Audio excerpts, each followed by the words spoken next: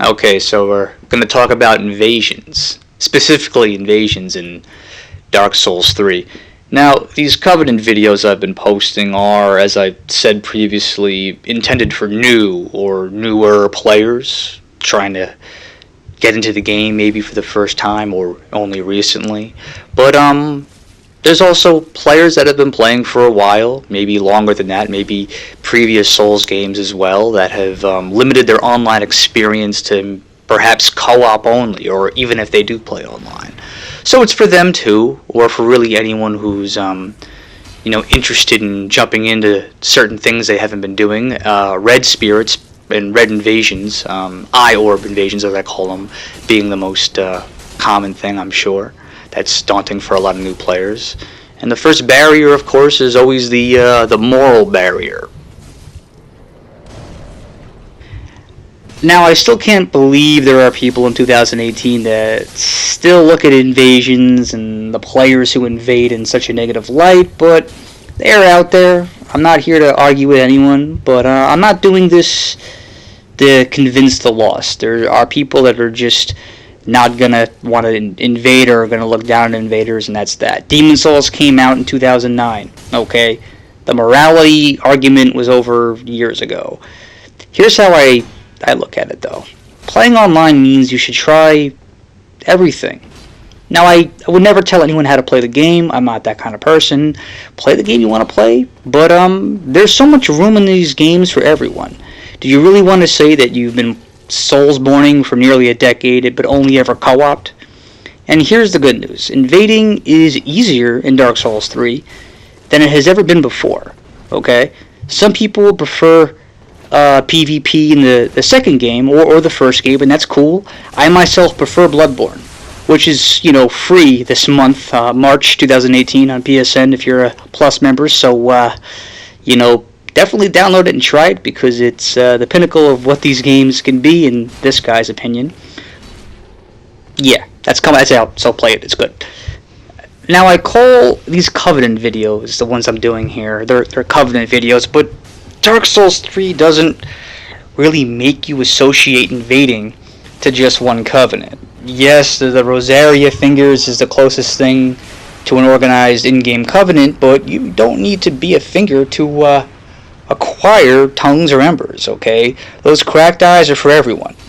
Leonard, the NPC in Firelink, he gives you a few of the cracked eyes just for talking to him. I mean, it's obvious in-game that his intentions aren't selfless since he tries to convince you to become a finger later on, but it's coercion, hoping that you'll use them and enjoy it, kind of like what I'm doing now. But if you do, then do it for whatever reason works, okay? If you're trying to just find another way to have fun with the game, then that's great. But there is no reason that, cracked eyes can't be used the same way as summon sign is used. Sometimes killing a player is less work than, escorting a host to the boss gate or going through the whole level with them. Okay, it takes a while sometimes, especially if you got a new host. And you don't even need to actually invade anyone to get that beautiful round red eye orb. Okay, the game lets you pick 3 tongues up just by playing the game. Okay, there's 1 in the Undead Settlement, there's 2, I think, in the Cathedral, and Leonard will give you the key to the elevator and the tower on the high wall that lets you actually get the red eye orb, which is the beginning of the game, by the way, just for having 1 in your inventory, okay? So it's pretty easy to do. Just to recap, the act of invading, with impunity no less, it's easy in this game. It's easier than it's ever been. Now, the real meat and potatoes of this video. How do you win? Well, okay. First, you need to decide on level range. That's the most important thing. What's your soul level, and what is your weapon reinforcement? Okay, my guy on the screen right now, this is my level 60 invader. Okay, he's only level 60. He's got a maximum reinforced weapon at +6 for all his weapons. I designed him specifically for this level, okay, and I'm gonna tell you why. He's a poise character. He's a tanky character. Okay, I wanted to have the most amount of poise I could at as high a level as I could go without being too high level, and at the risk of having a whole bunch of other things against me. But for the most part, it worked, and it's pretty fun. This is going to dictate everything else, okay? You've got to pick that level range. You've got to pick the reason why you want to be at the level range, okay? Invading low level, and by low level I mean less than 80 or 90. That means you have, or you should have in your build, you should have your build idea ready, and it should have at least one good positive trait, like, poise with this character. If that doesn't work, then maybe you got to rethink what you're doing, or maybe you're just not at the right level. Okay, that's something you got to work out yourself. There's always a way to optimize, but it also means that if you're low enough level, you're going to have probably one or more negatives against you, and that's fine. It actually makes things a little bit interesting, in my opinion. But you don't have to do that. You're low level. It's a trade-off in Dark Souls meta. If you're looking for a meta, there's probably a million places online that'll tell you, and you can always, go as high as you want. But it's up to you. You can go as high as 387 if you want. If you're going to know what works for you, that means you have to mess around with build ideas and ranges. Okay, you're not going to know until you try it. Now, if you are level 90 or higher, just for maximum reinforcement, you might as well just go all the way, plus 10 or higher. If you're at 90, don't do plus 9, just go to 10. Okay, there's no point. There's no reason not to do it. But for 80 or lower, try to match your weapon reinforcement tier by 10. Okay, so if you're like, level 50, maybe plus 5, or 60 plus 6. You can go up or down 1 if you want, depending, but that's up to you. On the screen right now is my Londor Pilgrim, okay? He is level 40 at plus 4 reinforcement, or in the case of the Onyx Blade here, plus 2, because, they double those, so you gotta make sure you're careful of that too. You don't want to use plus 4 on a weapon that's uses Twinkling or Demon Scales, or I'm sorry, Titanite Scales in this game. Demon Titanite was Dark Souls 1, because you'll be well over, the scaling, and you just won't get any games, or it won't be right, basically, is what I'm trying to say. Yeah, he's pretty good for a lot of areas of the game at his level. You can see him in Fen Swamp, Karthus, sometimes some of the areas after Dancer, like the barracks, or even sometimes in Unattended Graves, although it's unlikely. Smoldering Lake works too, but I specifically built him for the Cathedral. Okay, I took the time to get acquainted with the area. I used rings for him that make the most of the area, be moving around, Slumbering Dragon Crest ring and the Untrue Dark ring, and it's just how I went about getting this character set up, okay? And that worked well for what I had, for my stats and what I wanted to do. And that's what you have to think about also, okay? He's an example of a headlore character, which means I'm role-playing when I play with him. I'm not going into the arena, and I'm not putting my red sign down. I have a plan when I play with him, for this area specifically.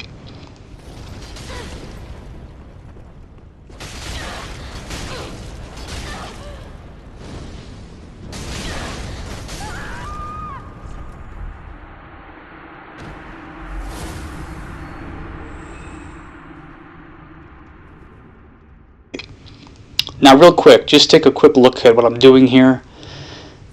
This, okay? It only takes 10 tongues. You get to 10 tongues, it's easy. Just do it, and just have this ring, okay? It'll make your life easier, okay? Very easy to acquire. It'll save your life, okay? So let's talk about things invaders complain about, because when you start out, there are going to be things that'll happen to you, and you'll lose a lot, and maybe you'll get memed on. That's part of the process. Just sort of accept it.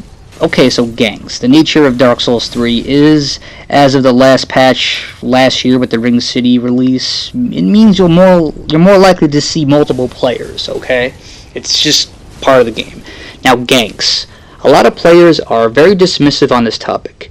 You will run into gang squads. They are out there.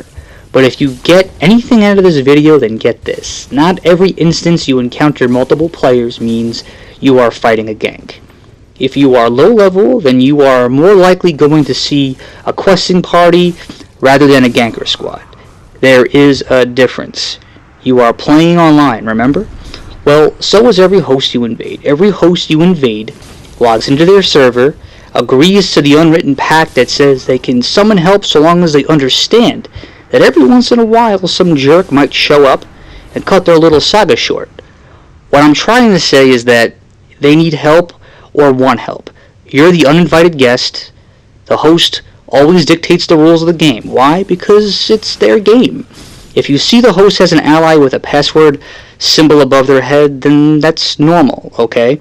All that tells you is that they are likely communicating with a friend, okay? Doesn't mean they're out to get you. Basically, I just want you to be aware of the difference. Now, as you get better at invading, okay, you're going to get more comfortable with player habits. You'll know when a questing party is just a little more interested in fighting invaders than playing their level. You'll know it. Maybe they are holed in at a place near spawn points and they seem to be expecting you. Maybe they simply exhibit no interest in the level. Or you spawn into a cleared out map. Maybe your host is rocking equipment he has no business having and alarm bells are going off. Essentially, you're gonna know when players are there for the game and which players are there for you. You'll know it. Okay? Now a player might have 2 blues with him. 2 blue spirits.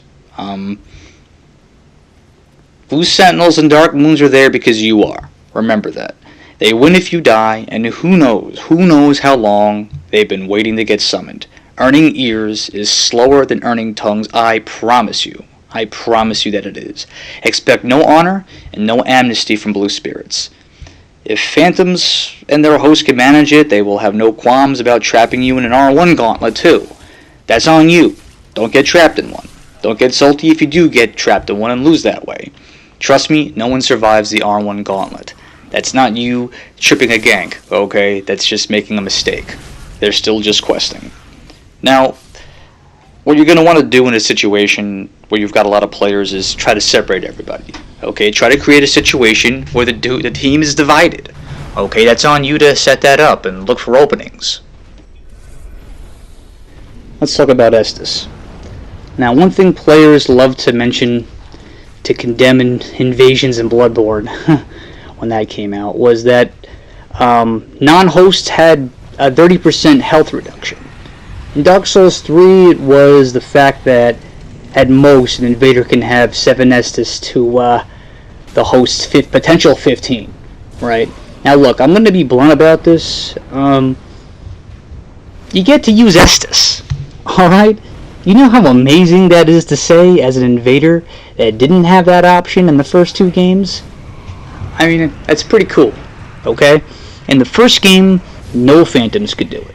Although the hosts could actually use their own Estus to heal up their party. It was actually an interesting mechanic, and I sort of miss it. But as they make the games, you know, they improve certain things, they tweak certain things, and it's always for the benefit of the host. Because if the host game is more stable, then the game's more stable. Okay, so remember that. So what have we learned? Phantoms can get a maximum of 7 Estus, okay? But you could get Estus back if you kill a Phantom. Okay, you get 2 Estus back if a blue spirit gets plugged. And, you know, let's be honest, that's more likely to happen than anything else, okay? So just treat invasions like chess. Okay, you know, allow yourself to take damage if you must, but only if you're taking a better chunk out of the host and the party. Okay, gain more than you lose.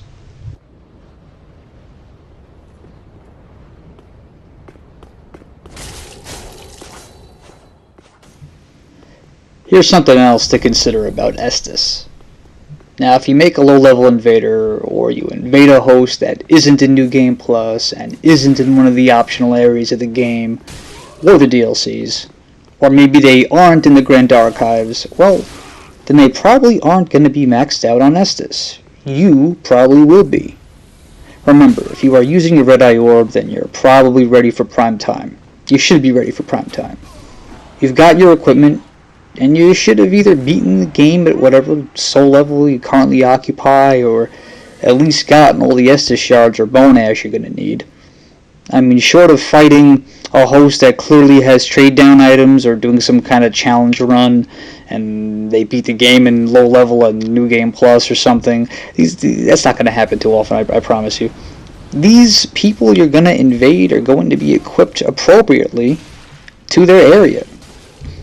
Yes, maybe they have more than 7 Estus, but maybe they don't. Maybe it takes them 2 or 3 swigs to heal what you can do in just one, okay? Maybe they've taken damage prior to your arrival, and they've already spent some, uses of their Estus before you even got there.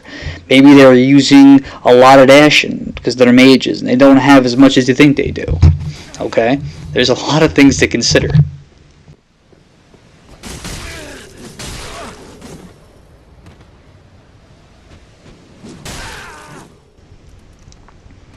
So when is it different with Estus?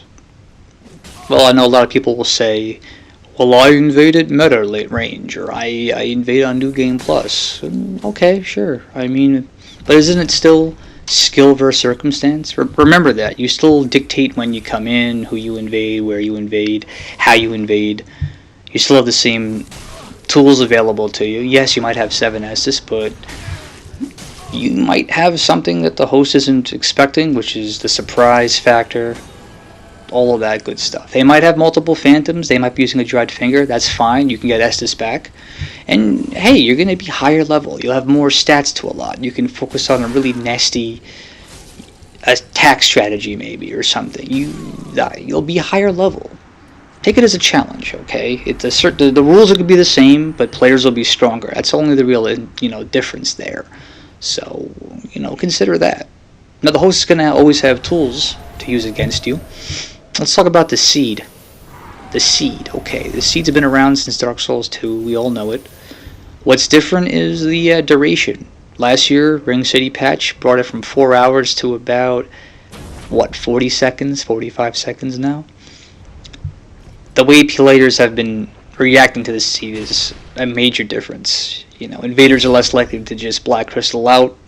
They'll stick around because they know it's going to wear off. But what I've noticed in my own experience and just witnessing it in game is that the Seed has made invaders more reckless than they were before, strangely enough. I myself am guilty of this also. It's important to remember, 40 seconds is long enough for you to lose a choke point.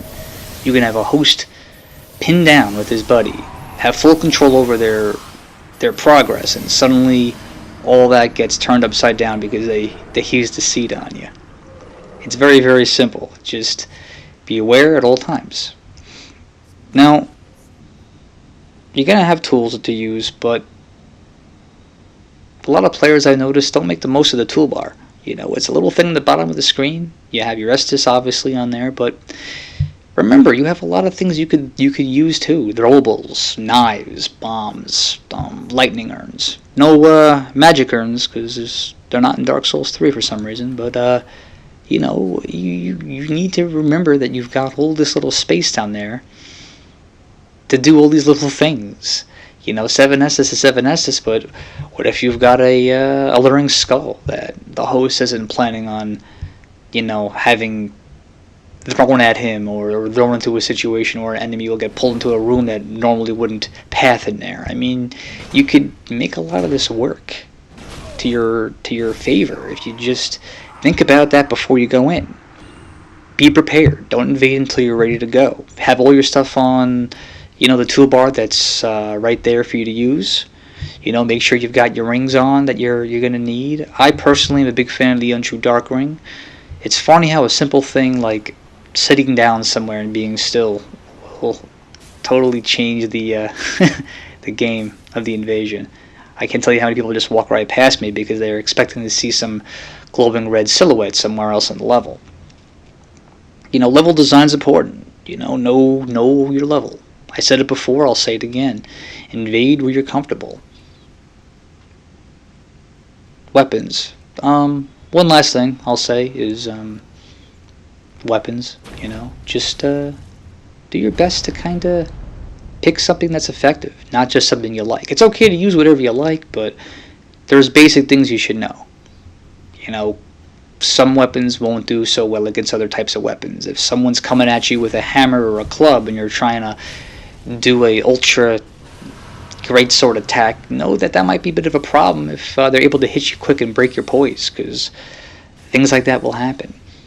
If you see someone come at you with a katana, you got to handle it differently than you would a straight sword or some other type of weapon. These are all little things you'll pick up as you go. I'm not going to say too much more about it, but do your best, invade, have fun, definitely have fun, and happy hunting.